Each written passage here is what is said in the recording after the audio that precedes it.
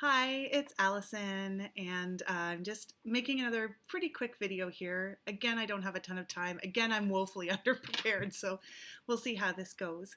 I'm overwhelmed by the number of people who watched my video about Wild Moon Woman and paradigm shifts and the ripple effects from that.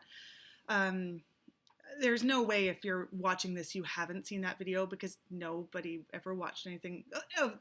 Understandably, of the things I did before. A couple videos on the tarot challenge, Ethany's tarot challenge, and a few people did and were super super kind and supportive. But I've never had any kind of audience before, and I just thank you so much, people who commented, because I was very nervous.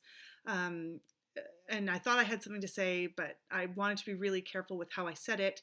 And there's one thing I think I could have maybe said a bit better, maybe in more detail. I then went afterwards, like a dummy, and watched people who are really deeply involved in this community, who had way more involved things to say about this issue and much more I guess grounded in experience than I have. I probably should have done that first. And I don't think anyone's been really truly offended by what I said. But I just wanted to make something clear because people actually watched this video for the first time. I went back and watched it myself. And there was a point that I felt I should have maybe elaborated on a bit more. And it was my central point, of course. Oh my God, my hair is a disaster. It's very humid here. It's like Monica from Friends. Anyway. Sorry. Wow. Anyway, um, so I wanted to talk about my self-examination and my hurt feelings because I feel like not in my intention, but the way I said it maybe just glossed over my feelings from the video to get to my end result, which is my self-examination and being happy on the foundation where I stood. But I was shocked and hurt a bit by only one thing, and it is I think the things that everybody's been talking about. The rest of it I was 100% fine with.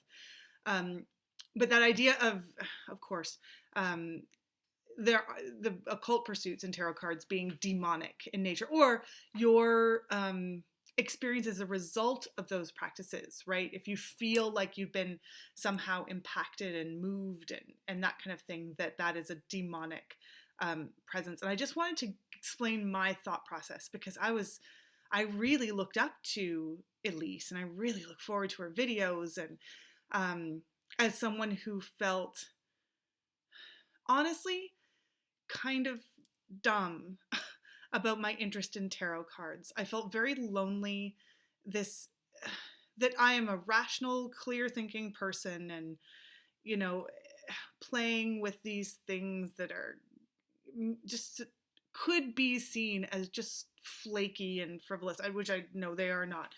And they did not have that impact on me. I spoke in a video for the tarot challenge about I came to start to use tarot cards when my mother was dying.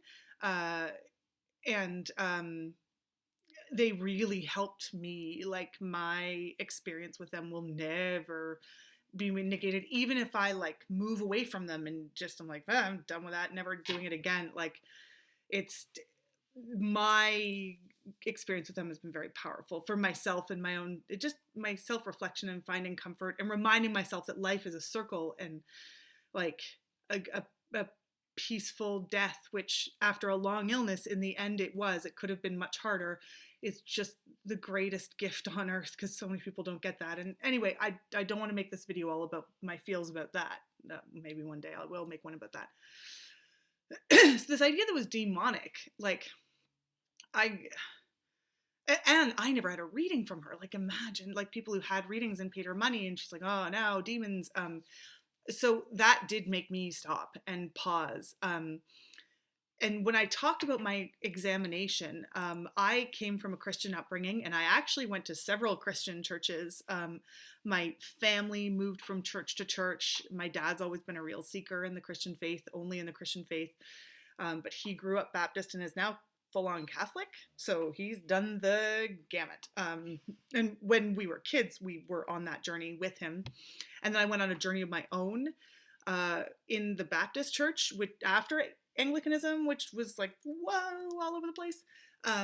So I've had experience, and what I feel about that now, I feel still very warmly about Christianity in general, the Christianity that I understand in my family, what it has done for my dad, and how powerful it's been for him. I'm very grateful for.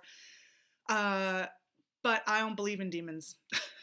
So when she said that, and I was like, well, first of all, when she was talking about Christianity, like I remember feeling those like warm feelings of community, right? Like you go to church and you know the people from your church, like that's a really, it can be, I guess it depends on where you go. But I made great friends in the church who remain my friends after I left the church. And that is powerful. I mean, certainly the Bible says you shouldn't, marry, don't yoke yourself to anyone who's not Christian. So the fact that these people just like came with me and just didn't ever try to pull me back in if I didn't want to. So I was super lucky in my experience. And maybe I'll make, oh no, I don't want to talk about this forever because I don't think it's fair to Elyse, who again, I really don't have a problem with, and I really liked and admired. So I almost feel bad making this video and again talking about it, but I just don't want to disservice the people that I feel like I may have disserviced in my first video. But okay, so long story short, I left. I didn't like their stance on gay people at the particular church I was at. And I had been told by one of the people there, but like a senior person there, that my father, despite his lifelong search for his Christianity, in every, well, not snake charming or speaking in tongues, but other than that, pretty much every other iteration of the Christian church, that he was going to go to hell because he was living with my stepmother and they were not yet married. And I was like, God is not petty like that. Like when I was a kid, I remember reading the story of Jacob and Esau, right? And like their father is told to go up and like pretend to like he's going to have to sacrifice one of his sons. I'm pretty sure this is Jacob and Esau. Now I'm second guessing myself and I have no way to look it up. Anyway, but like, to prove your worth to me, Old Testament God, prove your worth to me. Take your son up and sacrifice him to me, and then I'll know you truly love me. And he does it. He ties him to like this I don't know what it's called, like a big pile of sticks, and he like raises the knife, and God's like, oh, you proved it. Good job. And I was like, oh my God, God's an insecure nut job. Like, what a terrible thing to do. So I'd had all these questions, and while I don't harbor any ill will towards the Christianity that I grew up with, I could not remain there with their stance on gay people and just their absolutism about certain things, right? But one of the things that I'm very certain of is that I do not believe in demons. I don't believe it.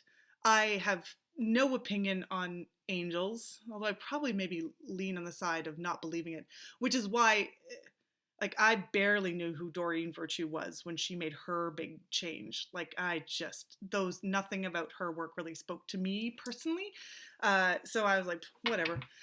But it just, not only do I not believe in demons, but I think the belief in demons in and of itself is so harmful. I'm going to date myself. I grew up, if you were a kid in the 80s and the 90s, then you lived through the satanic panic, right? This idea that Satanists were everywhere and that your body could be taken over and possessed. And it caused so much harm. The belief in demons and the fear of demons was so harmful, right? This is where you get daycare owners going to jail for 17 years because they are wrongly accused, and the children at those daycares traumatized by police interviewers who, of course, the interviewers didn't know everything we know now about child psychology, but like these long-standing ripple effects. This is how you get the West Memphis Three, right? Those 3 teenage boys who were slammed in jail for decades because they basically wore black and were jerky teenage boys and listened to heavy metal music. Like, the ascribing of bad things to Satan and demons is just so harmful. And I feel like it can really. So there's a member of my family. I don't want to talk about this in too much detail. She's no longer with us, but she would be mortified. Who had early dementia and a series of strokes. Um, some big, some little, like some like rapid fire little strokes. And her behavior completely changed in the immediate aftermath of that. I think I didn't live with her, or but like there was a bit of a balancing before she died. But her changes, like, and the way she would talk in these ways that were really shocking to her immediate family. She would she defaced her Bible, and she was a very religious woman. And I remember hearing these stories and thinking, oh my God, like, no wonder people used to think that there were demons and have to do exorcisms, right? Because even though everybody knew, there were 100% verified medical reasons. And again, I don't think she ever had any memory of doing these things when she was at her, like, not only dementia, but then also post-stroke, post-multiple strokes. I think when she did gain her equilibrium, according to members of my family, they don't think she remembers any of that. Thank goodness, because she just would have been devastated. Like, it makes me want to cry now just talking about it. She would have been devastated. But I get it. I was like, oh, this is why ancient people thought there were demons, right? These mental health disorders that can be written off as sort of demons, or, irresponsibility and immoral acts that somehow can be the work of demons and Satan. Like, I just am not having it. So when she started to talk about the Christian faith, like, all those little heartstring things got pulled in me. And I was like, man, I do remember that. And I got a lot out of it.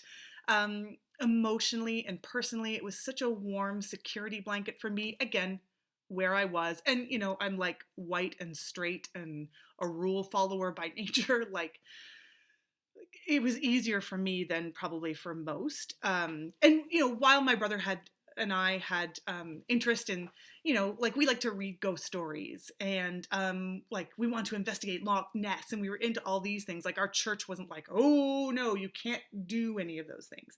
So I know many people have had a much more restrictive experience with Christianity than I did, but I was like, oh man, I have these like memories and this nostalgia, and this person I really admire is gonna move back in that direction. And what am I doing with these tarot cards, and am I crazy? But then came the demons.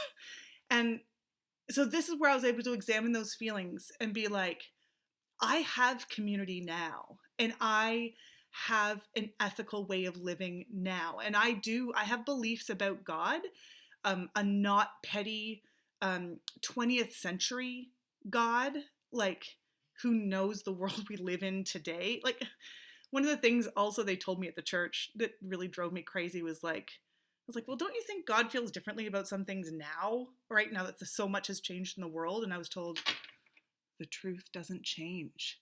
And I was like, I'm super glad my doctor doesn't feel that way. Or otherwise it'd be like Leech City. And like, I don't know. Like, thank you, doctors, for knowing that the truth changes.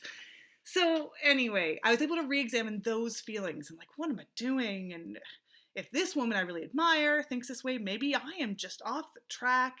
And then I was like, no, I don't feel that way anymore. That self-examination was like, off you go on that path. And I do wish her all the best. But I'm more sure now that that's not my path than before I watched that video. So I didn't want people to think I was glossing over this really sort of controversial thing she said. And in many ways, I can see why it was hurtful to the people around her and the people who've been so invested in this community and have built these relationships with her that I didn't personally. So I'm going to stop there. And maybe I've just muddied the waters more or been less clear, but it's not like I just heard those things and was like, oh, well, all the best. Like, I did have my own journey, but I didn't want to get as specific I just wanted to be respectful to everybody, and I hope I have still been that way. So Elyse has her beliefs, and her stating her beliefs in the way that she did helped me reaffirm what my beliefs are and build that foundation that I talked about in the last video. Anyway, I got a new deck. There's my graceful segue I was looking for. God. So I got a new deck, and I'm afraid I'm going to go to tarot prison because of it. And I'd love feedback on this and what you think. And I hope I'm not even making a mistake putting this on the video. Like, this whole video could be just a total disaster. And maybe everybody's going to, like, all 5 people are going to unsubscribe from me and never want to hear me again. But, okay, so this spring, I was like, I want to start branching out into less traditional tarot decks. Well, I'm already rethinking that. Every time I look at my beautiful Wildwood tarot, which was my intention to work with, I'm like, oh, Rider-Waite, like maybe, I don't know. Do you guys, I was going to do, now I'm going to leave that for a separate video because otherwise this is going to go on forever and you're going to loathe me. But I was like, well, maybe I'll, it's spring and summer and everything's growing and everything smells amazing. And this is the time. This is the time for me to learn the Wildwood Tarot. And it's not an expensive deck. It's a mass-produced deck. And this is actually going to be, I think, the first one I trim. Oh, I'm so nervous. I am so clumsy, but it's cheap, which is why it's maybe going to be my first one. And it looks so good trimmed. So I went, like on Facebook, I just discovered the Love of Cards group, and then I learned there was a Wildwood Tarot study group, but it was called Greenwood Tarot and Wildwood Tarot. And I was like, Greenwood Tarot? I've never heard of that. I've never seen it anywhere, which just shows what a noob I am because everybody knows this deck apparently, and it's like the most sought after deck ever. So I saw some images and a few little Greenwood things, and I was like, oh, and of course it's out of print. Of course it is. And of course it's incredibly rare and everybody wants it. And it's for $10 billion on Amazon and eBay and all those places. But then I was researching online, and it said that the artist Cheska Potter had made the images available for use for free. And I was like, can this be true? And then I tried to do research on this artist Cheska Potter. And I think she's just really withdrawn from the community. I don't know, maybe if she's had like a religious conversion or something. But I think she just kind of disappeared. And again, I'm probably telling everybody things they already know. But to me, I was like, oh. But this woman on this blog was like, yes, this is what she wants. Like, she has given me these images to give to people to make their own cards. And so I was like, oh my God, this is amazing. I could have this deck. And it seems to be freely given by the creators. Let me just show you a couple of images now so we can go through it. So this is the backing. It's fine. I don't love this backing, but I want it to be true to what the artist had intended, and that includes the backing. And I just got it yesterday, so I don't really know even much about this deck. My process here was so quick. But you can see where it's Wildwoody, although again, Will Worthington, who did the Wildwood, whose artwork is also just so breathtaking. It's got a similar spirit to it. Card 22, the Storyteller. Huh? I'm into it. Whatevs. The Pole Star, like they're just so beautiful. Oh, isn't that a great death card? A lot of it's non-traditional, and the art style's really different from card to card. Almost like a compilation deck, except for it doesn't feel like a compilation deck to me. It feels cohesive in a way I just can't understand. Maybe it's just me self-consciously saying I know one artist did all this, but I don't think so. Like, I think I'm just into it. So yeah, every video I drop cards. Every single one. You'll know, my 5 subscribers, the day that I become good at this, and you'll be like, she didn't drop one card. It's amazing. I forgot what I was going to say. Maybe I'm going to have to redo this video. This is garbage. World Tree. I love World Tree cards. I love trees so much. When I was a kid, I had my favorite tree I used to climb and sit in, and I had a Ziploc bag with my books in it. I would spend hours in it. I would talk to it. It was like my friend. Hermit, one of my favorite cards in the deck. Oh yes, I was going to talk about the suits. So arrows are wands. No, sorry. Arrows are swords. Wands are wands. Stones are pentacles. Cups are cups. Just so cool. 10 of Cups. Oh, it's just so cute. But look at that. That Wheel of Fortune card. It's just so cool. So anyway, I go to makeplayingcards.com. And you can look it up in the Greenwood and Wildwood Tarot Facebook group. Oh, that is like I don't know if you guys know the work of Franz Marc, the painter Franz Marc, who did these really cool. He's got a horse painting. The posture of the horse is similar. It's not similar really otherwise, but I just love it. Oh, the ancestor. I think this is kind of the iconic image from this deck. That and the storyteller.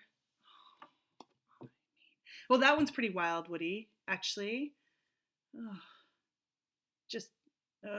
So gorgeous.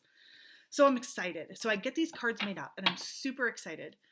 And then the day before, no, I guess no, it wasn't the day before they arrive, but like I've ordered them. They're on the way from China, makeplayingcards.com. I got them in the 330 GSM cardstock, a little bit thicker, because I was like, I love them so much. They borderless, what? And then the moderator of the Greenwood and Wildwood Tarot group on Facebook posted a podcast from Mark Ryan, who I think wrote the companion book, which I don't have because I just ordered the cards from makeplayingcards.com. And so I was like, oh, cool. Like, what's this about? Who's this? And then on this podcast, he said that we didn't have these images shouldn't be out there. Like, people like me shouldn't be doing this. And I was like, oh no. Like, I think I alerted to earlier to the fact that I'm a rule follower, but also like I really, really value artist copyright. Like, I don't pirate TV shows or movies. I buy all my music from iTunes because for some reason I haven't done Spotify or Apple Music yet. But like, I really try not to take artists' work and not pay for it. I'm a sponsor, I'm a Patreon sponsor of a bunch of the artists I like to watch a lot of cultural commentary or art, like film commentary, music commentary on YouTube. I can't afford to patronize all of them, but what I generally do is I look and see what artists, like, can they make the amount of money it takes to create that art that they're creating? And if they are not yet at that level, then I will sponsor them if I have the means. So I think I sponsor 7 or 8 different people on Patreon every month. Like, I just really believe in it. I don't believe in taking work that is not mine and enjoying it for nothing.